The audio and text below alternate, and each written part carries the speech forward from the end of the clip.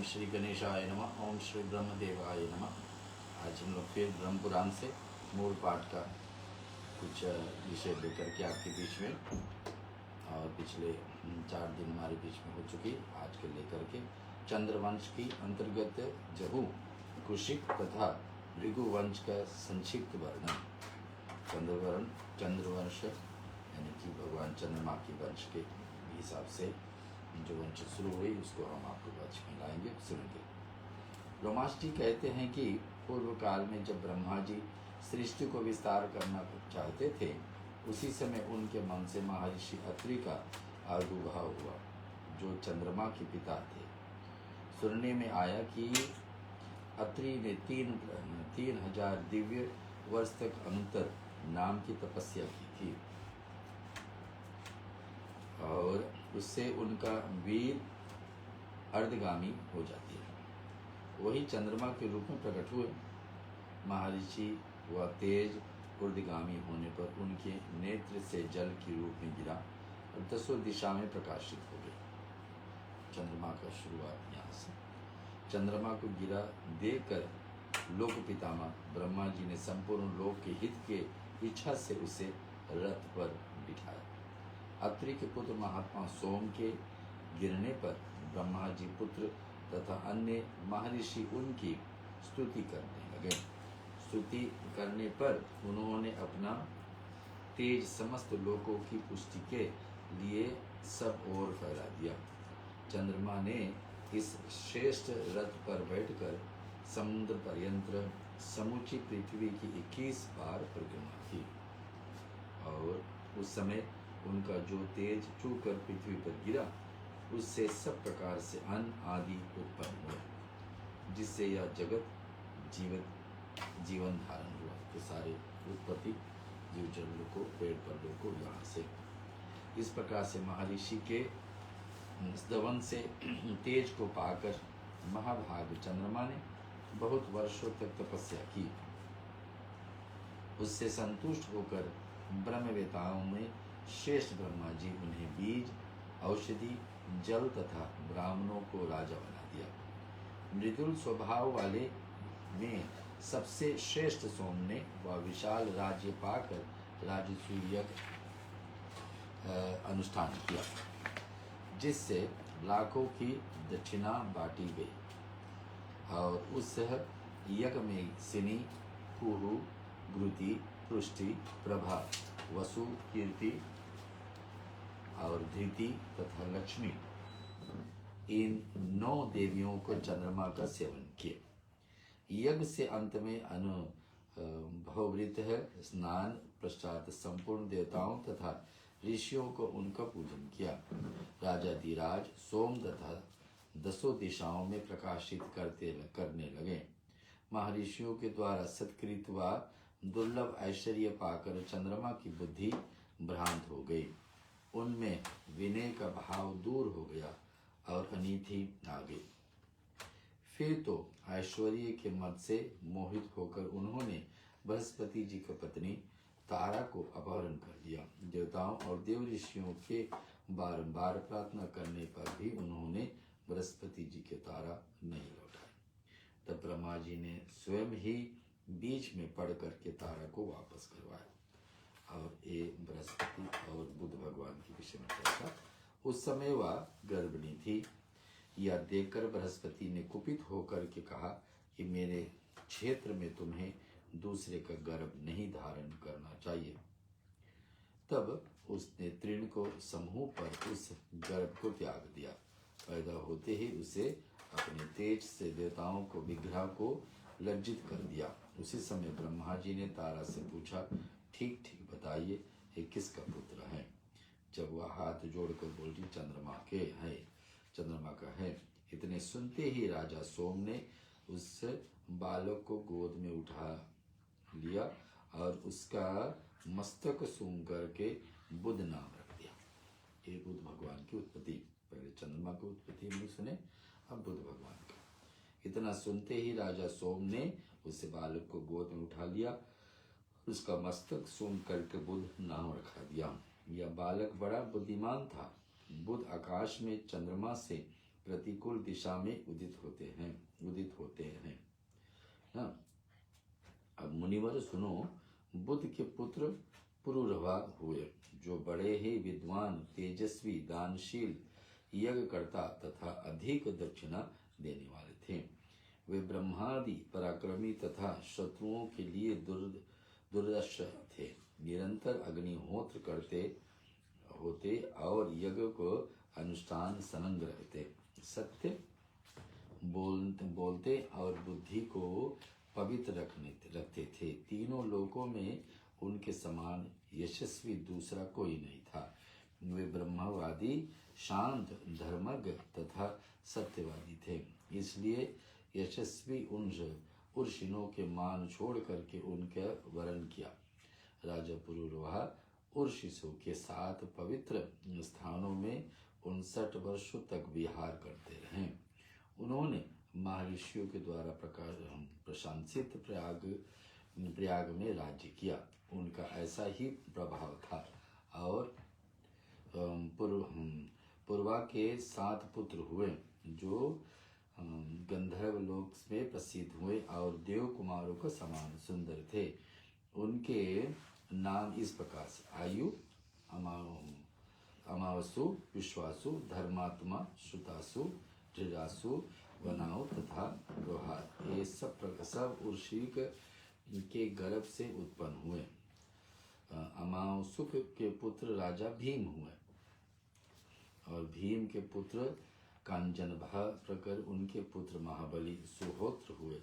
सुहोत्र के पुत्र का नाम जहू हुए, जो केशनी के गर्भ से उत्पन्न हुए थे। उन्होंने सर्वमेध नामक महान यज्ञ का अनुष्ठान किया। जब एक बार गंगा उन्हें पति बनाने की लोभ से उनका पास गई, किंतु उन्होंने अनिच्छा प्रकट कर दिया। तब गंगा ने उनको यज्ञशाला को बहा दिया। और तब देख कर जूहू ने क्रोध में भर करके कहा, गंगे, मैं तेरा जल पी कर तेरा इस प्रयत्न को अभी व्यर्थ कर देता हूँ। तू अपने इस घमंड का फल शीघ्र ही पालोगे। ये कह करके उन्होंने गंगा को पी लिया। और देख महर्षि बड़ी अनुनय करके गंगा को जूहू की पुत्री के रूप से प्राप्त किया। तब से वे जाह्नवी कहलाने लगी। गंगा जी कैसे जाह्नवी कहलाने लगी। तब पश्चात जहू ने योनाश के पुत्री कावेरी के साथ विवाह किया। योनाश के शाप वश गंगा अपने साधे स्वरूप से सरिताओं को श्रेष्ठ कावेरियों को मिला गई। और जूहू ने कावेरियों के गर्भ से सुनक नामक धार्मिक पुत्र को जन्म दिया। सुनक के पुत्र अजक, अजक के बलाकाच और बलाकाच के पुत्र कुश हुए। कुश के देवताओं के समान तेजस्वी 4 पुत्र हुए, जिसका नाम इस प्रकार से है: कुशिक, कुशनाग, कुशाम्ब और मूर्तिमान। राजा कुशिक वन में रह करके ग्वालों को साथ पले थे। उन्होंने इंद्र के समान पुत्र प्राप्त करने की इच्छा तब किया। 1000 वर्ष पूर्व होने पर इंद्र भयभीत होकर के उनके पास गए। उन्होंने स्वयं अपने को ही उनके पुत्र रूप में प्रकट किया। उस समय वे राजा गांधिक नाम से प्रसिद्ध हुए। कुशिक की पत्नी पौरा थी। उसी के गर्भ से गादिका जन्म हुए। गादी के एक परम सौभाग्यशाली कन्या हुई, जिसका नाम सत्यवती था। गादी ने उस कन्या का विवाह शुक्राचार्य के पुत्र ऋषिक के साथ किया। ऋषिक अपने पत्नी से बहुत प्रसन्न रहते थे। उन्होंने अपने तथा राजा गधी के पुत्र होने के लिए पृथक स्वरूप तैयार किए और अपने पत्नी को बुलाकर कहा कि शुभ है, इस चरु का उपयोग तुम करना और इसका उपयोग अपनी माता से कराना। तुम्हारी माता जो पुत्र होगा वह तेजस्वी क्षत्रिय होगा लोक के दूसरे क्षत्रिय उसे जीत नहीं पाएंगे। वह बड़े बड़े क्षत्रियों को संहार करने वाला होगा तथा तुम्हारे लिए जो चरु है वह तुम्हारे पुत्र को धीर, तपस्वी, शांतिपरायण एवं श्रेष्ठ ब्राह्मण बनाएगा। और अपनी पत्नी से योम कह करके भृगुनंदन ऋषिक घने जंगल में चले गए और वहां प्रतिदिन तपस्याओं को संलग्न करने रहने लगे। उस समय राजा गादी अपनी स्त्री के साथ तीर्थ यात्रा का प्रसंग में घूमते हुए ऋषिक मुनि के आश्रम पर अपनी पुत्री से मिलने के लिए आए थे। सत्यवनी ने दोनों चरु ऋषियों ने लिए थे। उसने उन्हें हाथ में लेकर अपनी माता को निवेदित किया। उसकी माता ने देवश अपने चरु पुत्री को दे दिया और उसका चरु स्वयं ग्रहण कर लिया। आगे हम सुन रहे हैं श्री ब्रह्म पुराण से। और तदंतर सत्यवती के समस्त क्षत्रियों को विनाश करने वाला गर्भ धारण किया। उसकी शरीर अत्यंत उज्जीत हो रहा था। देखने में वह बड़ी भयंकर जान पड़ती थी। ऋषि ने उसे देख कर कि योग के द्वारा सब कुछ जान लिया और उससे कहा कि भद्रे, तुम्हारी माता चरु बदल करके तुम्हें ठग लिया है।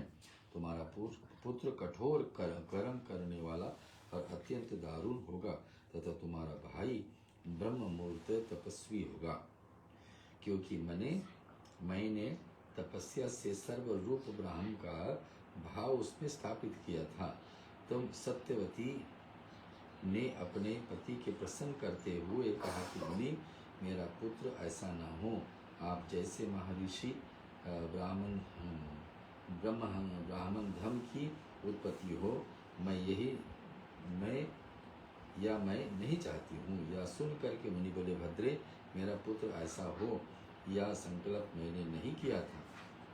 यद्यपि पिता और माता का कारण पुत्र कठोर कर्म करने वाला हो सकता है, उनके जो कहने पर सत्यवती बोली, मुनि, आप चाहे जो नूतन लोकों को भी सृष्टि कर सकते हो, फिर योग पुत्र उत्पन्न करना कौन बड़ी बात है। आप मुझे शांतिपरायण कोमल स्वभाव वाले पुत्र देने की कृपा करें। यदि चरु का प्रभाव अन्यथा न किया जा सकता है तो ऐसा उग्र स्वभाव पौत्र भले ही हो जाए, पुत्र वैसा ही कदापि न हो।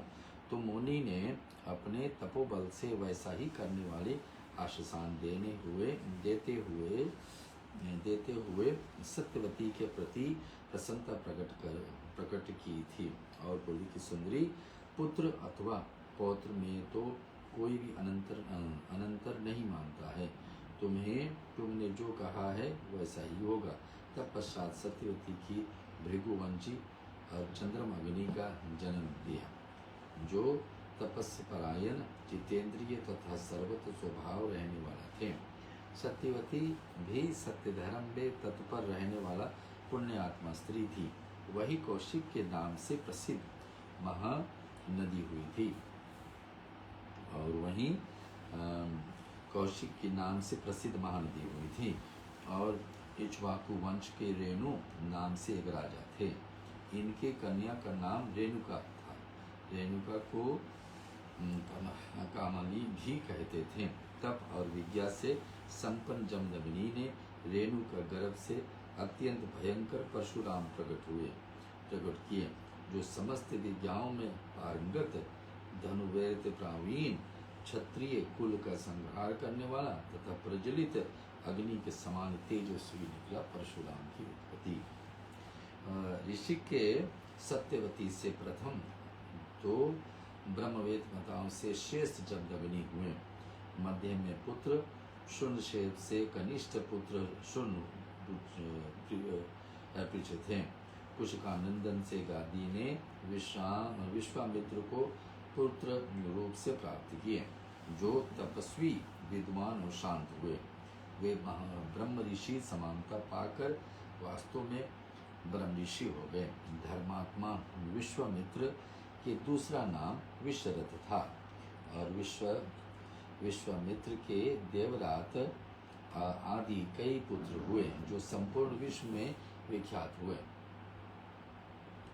उनके नाम इस प्रकार से बतलाए जाते हैं: देवरात, कत्यावन, गोत्र में ऐरावत गति, हिरण्याक्ष, रेणुक, संक्रांति, गालो, विदुल, मधुचंद, जय के देवल, अष्टक, कच्छम और हरित ये सभी विश्वामित्र के पुत्र थे।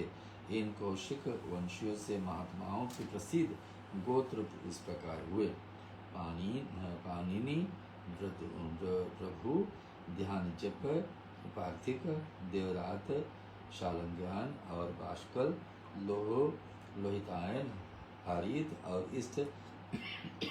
इस वंश में ब्राह्मण और क्षत्रिय समन विख्यात हुए। विश्वामित्र के पुत्र में शेप सबसे बड़ा माना गया। यद्यपि उसका जन्म भृगुकुल में हुआ था, तदपि वह कौशिक गोत्र वाला हो गया। हरितक्ष के यज्ञ में वह पशु बना करके लाया गया था,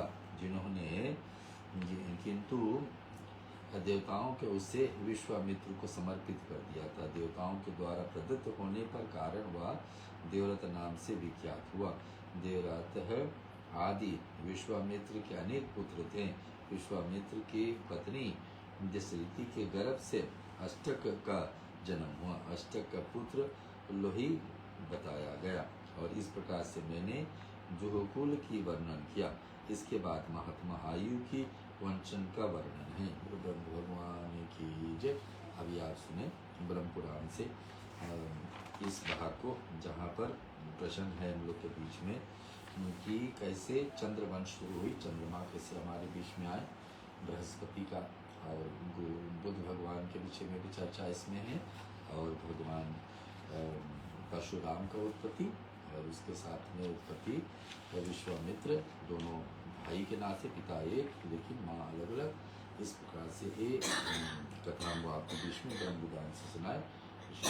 ब्रह्म पुराण ब्रह्मदेव भगवान की जय।